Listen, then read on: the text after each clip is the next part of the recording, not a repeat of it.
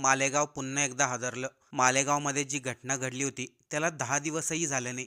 तेच पुन्हा एकदा एका 55 वर्षीय व्यक्तीने 13 वर्षीय मुलीवरती अत्याचार केलेत. विशेष म्हणजे या घटनेमधील 55 वर्षीय नराधम हा एक वैद्यकीय व्यावसायिक होता. ही घडलेली घटना पहिल्या घटनेपेक्षाही भयानक आहे. आपल्याला सर्वांनाच माहिती आहे, मालेगावच्या डोंगराळे गावामध्ये एका लहान चिमुरडीवरती अत्याचार करून तिची भयंकर पद्धतीने हत्या करण्यात आली होती. त्या प्रकरणामुळे महाराष्ट्रातील प्रत्येक व्यक्तीच्या मनाला दुःख झालं होतं.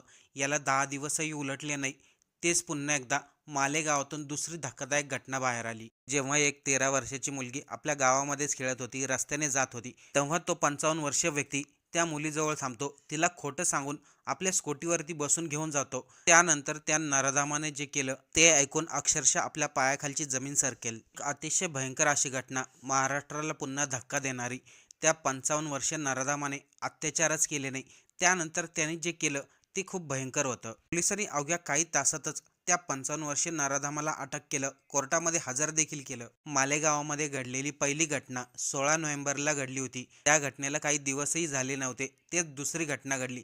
त्यामुळं लोकांच्या मनामध्ये प्रचंड राग होता. कोर्टामधून त्या 55 वर्षीय व्यक्तीला नेमकी कोणती शिक्षा सुनावण्यात आली, त्या व्यक्तीचं नाव काय होतं, त्या व्यक्तीचं बॅकग्राऊंड काय, त्याची पार्श्वभूमी काय, त्या 55 वर्षीय नराधमाची जेव्हा पोलिसांनी माहिती काढली तेव्हा भयंकर सत्य उघड झालं. मालेगावामध्ये घडलेल्या या दुसऱ्या घटनेबद्दल जेव्हा त्या 13 वर्षीय मुलीची माहिती घेण्यात आली तेव्हा अक्षरशः लोकांच्या डोळ्यामध्ये पाणी आलं. कोर्टाने त्याला नेमकं कोणती शिक्षा सुनावली, तो नराधम नेमकं कोण होता आणि नेमकं या प्रकरणामध्ये असं वेगळं काय घडलं, चला सविस्तर या व्हिडिओमधून पाहूया. मालेगाव हे नाशिक शहराच्या अत्यंत जवळचं असलेलं शहर, एकदम शांत आणि सुसंस्कृत शहर. पण गेल्या काही दिवसापासून या मालेगाव शहराची शांतता आणि शिस्त भंग झाली आहे. आपल्याला सर्वांना माहितीचे 16 नोव्हेंबरला 24 वर्षाच्या नराधमाने लहान चिमुरडीवरती जो अत्याचार केला होता त्या घटनेचा राग अजून लोकांच्या मनामधूनही गेला नव्हता. मालेगावमधील संपूर्ण शहरामध्ये प्रत्येक रस्त्यावर, प्रत्येक गावामध्ये त्या नराधमाच्या विरोधामध्ये लोक रस्त्यावरती उतरले होते.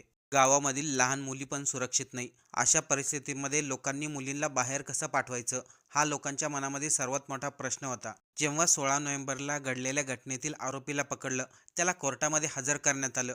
लोकांनी कोर्टासमोर प्रचंड प्रमाणात गर्दी केली होती, आक्रोश केला होता. कोर्टाने त्यावेळेस त्याला 7 दिवसाची पोलीस कोठडी सुनावली. त्यानंतर मालेगावातील लोकांच्या मनामध्ये थोडा दिलासा मिळाला होता. यापुढे आता अशा घटना होणार नाही, कोणत्या चिमुरडीवरती पुन्हा असा प्रकारचा प्रसंग येणार नाही. पण नियतीच्या मनामध्ये काहीतरी वेगळंच चालू होतं. लोकांची मनं शांत झाली होती, गाव शांत झालं होतं. पण अचानकपणे कानावरती बातमी आली, पुन्हा एकदा 13 वर्षीय चिमुरडीवरती 55 वर्षीय व्यक्तीने अत्याचार केले.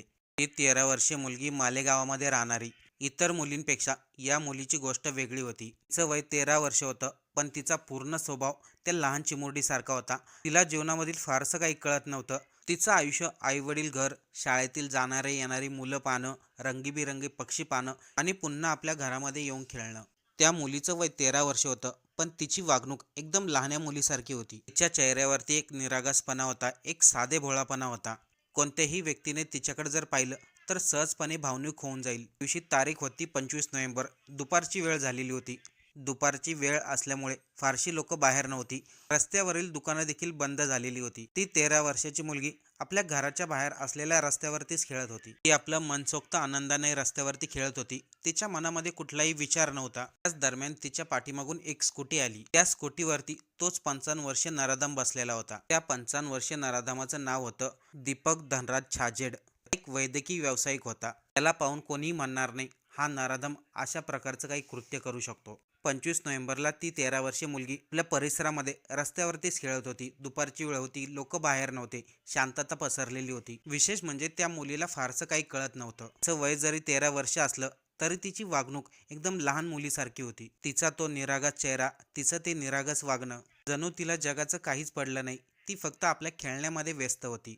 त्यावेळेस हा वैद्यकीय व्यावसायिक असणारा दीपक छाजेड त्या निरागस मुलीजवळ आला. त्याला पूर्णपणे लक्षात आलं होतं, गावामधील कोणताही व्यक्ती आपल्याकडे पाहत नाही, कोणाचंही लक्ष नाही आणि घराच्या बाहेर कोणीही व्यक्ती नाही. त्यावेळेस त्याने त्या निरागस मुलीला काहीतरी बोललं. कदाचित बोललं असावं, मला तुझ्या वडिलांनी पाठवलं, आईनी पाठवलंय तुला घेण्यासाठी, किंवा तुला चॉकलेट घेऊन देतो, असं काहीतरी बोललं असेल. पण अगोदर सांगितल्याप्रमाणे त्या मुलीचं वय जरी 13 वर्ष असलं तरी देखील तिची वागणूक लहान मुलीसारखी होती. त्यामुळं तिला समजलंच नाही समोरचे काका काय बोलतायत. बिंदासपणे त्या 55 वर्षीय नराधामाच्या स्कूटीवरती बसली. त्या नराधामाने स्कूटी लगेचच गावाच्या बाहेरच्या दिशेने वळवली. गाव मागे पडत चाललं होतं, स्कूटी पुढे चालली होती. डांबरी रस्ते संपले होते आणि निर्जन स्थळ दिसायला लागलं होतं. त्या 13 वर्षीय मुलीला धड ओरडताही येईना आणि काही सांगताही येईना. तिला फक्त एवढंच समजत होतं, आपण कुठल्या तरी नवीन जागेवरती आलोय. त्या 55 वर्षीय नराधामाने स्कूटी अशा जागेवरती थांबवली, त्या ठिकाणावरून घर काय रस्ता देखील दिसत नव्हता. फक्त आजूबाजूला झाडं झुडपच होती. तो 55 वर्षीय नराधम स्कूटीवरून खाली उतरला. त्या मुलीला देखील त्याने उचलून घेतलं. पुढं जे घडलं ते आपण शब्दात सांगू शकत नाही. वडिलांच्या आणि आजोबाच्या वयाचा असणारा तो नराधम त्याने त्या 13 वर्षीय मुलीबरोबर अत्याचार केले. ती मुलगी या गोष्टीचा प्रतिकार करत होती, विरोध करत होती, पण त्या 55 वर्षीय नराधमाच्या ताकदीपुढे तिचं काही चाललं नाही. वैद्यकीय व्यावसायिक असणारा दीपक धनराज छाचेड या व्यक्तीने ते 13 वर्षीय त्या मुलीला काहीही समजत नव्हतं. त्या मुलीची बुद्धी लहान मुलीसारखी होती. तिच्यावरती एका निर्जन स्थळी नेऊन तिच्यावरती अत्याचार केले आणि विशेष म्हणजे त्या नराधमाने आहे त्या परिस्थितीमध्येच त्या मुलीला त्या निर्जन स्थळी सोडलं आणि तिथून तो फरार झाला. मुलगी कशीबशी करून घरी परतली. आपल्याबरोबर काय घडलं हे तिला सविस्तर सांगता देखील येईना. स्वतः आपल्या आईवडिलांना त्या ठिकाणी घेऊन गेली ज्या ठिकाणी नराधम घेऊन गेला होता.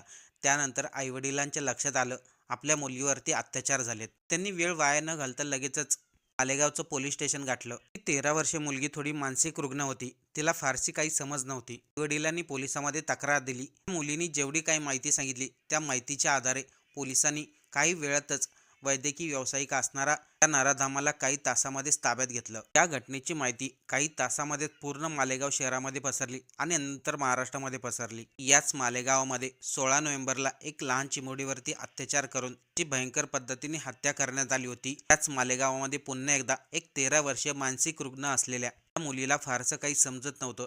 त्या मुलीवरती एक 55 वर्षीय नराधामाने पुन्हा एकदा अत्याचार केला. या घटनेने पुन्हा एकदा प्रश्न उपस्थित केला, लहान मुलींची सुरक्षा कशी करायची. कोर्टामध्ये जेव्हा त्या 55 वर्षीय नराधामाला हजर करण्यात आलं तेव्हा पोलीसही हैराण झाले, कारण की तो व्यक्ती एक मेडिकल क्षेत्रामधील नामांकित व्यक्ती होता. अशा प्रकारचं घाणेरडं कृत्य करेल याच्यावरती पोलिसांना विश्वास वाटेना. त्या 13 वर्षीय मुलीच्या तोंडून जे ऐकलं, जे सत्य ऐकलं त्याने सर्वांच्या पायाखालची जमीन सरकली. ती 13 वर्षीय मुलगी मतिमंद होती. तो व्यक्ती, तो नराधम आपल्याबरोबर काय करणार आहे याबद्दल तिला काहीच कल्पना नव्हती, पण तिच्याबरोबर त्या नराधमाने अत्याचार केला. कोर्टामध्ये न्यायाधीशांनी, वकिलांनी आणि तिथे असलेल्या पोलिसांनी जेव्हा हे ऐकलं त्यांनाही संताप व्यक्त झाला. तात्काळ त्या नराधमाला पोलीस कोठडी सुनावण्यात आली. आता त्याला शिक्षा काय होणार हे येणाऱ्या काळामध्ये समजेल. पण सर्वात मोठा प्रश्न इथं येतो, या नराधमांना शिक्षा कधी मिळणार. ज्या देशामध्ये नोटबंदी करायला कोणताही निर्णय, कोणतीही परवानगी लागली नाही, त्या देशामध्ये आरोपीला शिक्षा देण्यासाठी कोणती परवानगी लागते. शेतकऱ्यांना दिल्लीमध्ये येऊ नये म्हणून त्यांना गोळ्या मारण्यात आल्या. असं कृत्य करणाऱ्या नराधमाला कोणती शिक्षा भेटणार याच्यासाठी वर्षानुवर्षे लागतात. जोपर्यंत अशा नराधमाला 1 महिन्याभरात 15 दिवसात कडक शिक्षा होत नाही तोपर्यंत अशा प्रकारच्या घटना वारंवार होत राहतील. त्यामुळे सरकारने कडक नियम आणणं गरजेचं आहे, तरच अशा प्रकारच्या घटना थांबतील.